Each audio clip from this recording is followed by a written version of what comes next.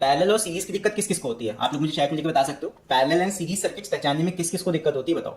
मैं यहाँ पे समझा देता हूँ। देखो पैरेलल एंड सीरीज सर्किट कैसे पहचानते हैं। पैरेलल का मतलब होता है जैसे रेल की पटरी होती है, ऑब्वियसली पैरेलल का मतलब है दो चीजें ऐसे हो कि वो कभी मीट ना करें, मतलब दो लाइंस ऐसी हो स्ट्रेट लाइंस जो कभी मीट ना करती हो। सो पैरेलल का मतलब एक तरह से एक लाइन ऐसे खींच दो, एक लाइन ऐसे खींच दो, ये दोनों पैरेलल है। लेकिन सर्किट के टर्म्स में इनको कैसे पहचानना होता है। सर्किट के टर्म्स में देखो, एक रेजिस्टेंस ऐसे मैंने बना दिया, एक रेजिस्टेंस मैंने ऐसे बना दिया, और दोनों ही रेजिस्टेंस को मैंने सेम पोटेंशियल से कनेक्ट कर दिया।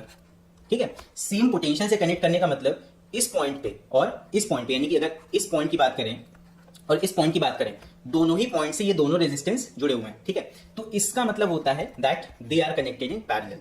पैरेलल का मतलब दो पॉइंट्स हैं, दो पॉइंट्स हैं, एक रास्ता इसको ये मिल रहा है, एक रास्ता इसको ये मिल रहा है। या अगर इस तरह नहीं समझ में आता है, आप सिंपल तरीके से ऐसे समझ सकते हो। जैसे मान लो नदी है, नदी ऐसे बहती हुई जा रही है, चौड़ी सी नदी है, इस तरह बहती हुई जा रही है। अब नदी के पानी को अगर मान लो तुम दो रास्ते दे दो, तो यहाँ पे अगर मैं दो रास्ते इसको दे दूं तो नदी एक इधर निकल जाएगी, एक इधर निकल जाएगी, और फिर आगे जाके मान लो कहीं मिल जाती है नदी इस तरह। तो यहाँ पे इस नदी के रास्ते को मैं क्या कहूंगा, एक रास्ता ये हो गया, इसको मैं बोलूंगा फर्स्ट पाथ और इसको मैं बोलूंगा सेकंड पाथ। तो यहाँ पे नदी मान लो ऐसे बह के जा रही है इस तरह और एक इस तरह, तो यहाँ पे इन दोनों रास्तों को मैं बोलूंगा दैट दीज आर पैरेलल। क्यों? बिकॉज एक तरफ से नदी आ रही थी, उसका पानी डिवाइड हुआ दो हिस्सों में, दो अलग अलग रास्तों में, उसके बाद जाके फिर से मिल गया और यहाँ से आगे फ्लो हो गया। अच्छा, जरूरी नहीं सिर्फ दो रास्ते हो सकता है नदी को एक और रास्ता मिल जाए तो वो यहाँ से भी फ्लो होकर निकल जाए।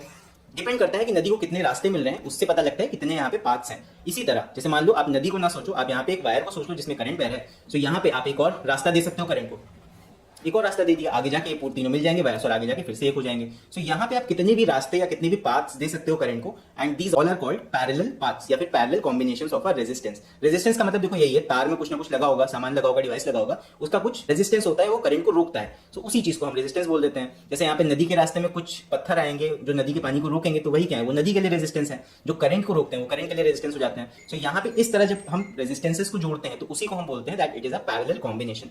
इसके साथ सीरीज देख लेते हैं। सीरीज क्या होती है, जैसे मान लो आपके पास दो रेजिस्टेंस हैं, हमने एक रेजिस्टेंस ऐसे लिया और फिर इसी के जस्ट आगे, जैसे मान लो आपके पास दो रस्सियां हैं, आपने दोनों रस्सियों को ऐसे जोड़ दिया, एक और रेजिस्टेंस था और इसको यहाँ पे आपने ऐसे ज्वाइन कर दिया। तो जब एक के बाद एक रेजिस्टेंस इस तरह जोड़ा जाता है, जैसे मान लो एक रेजिस्टेंस ये, एक रेजिस्टेंस ये, तो इसको हम बोलते हैं सीरीज कॉम्बिनेशन। मतलब एक के आगे एक सीरीज में आप जोड़ते जा रहे हो, इसके आगे एक और जोड़ दोगे, ये भी बन जाएगा आपका सीरीज।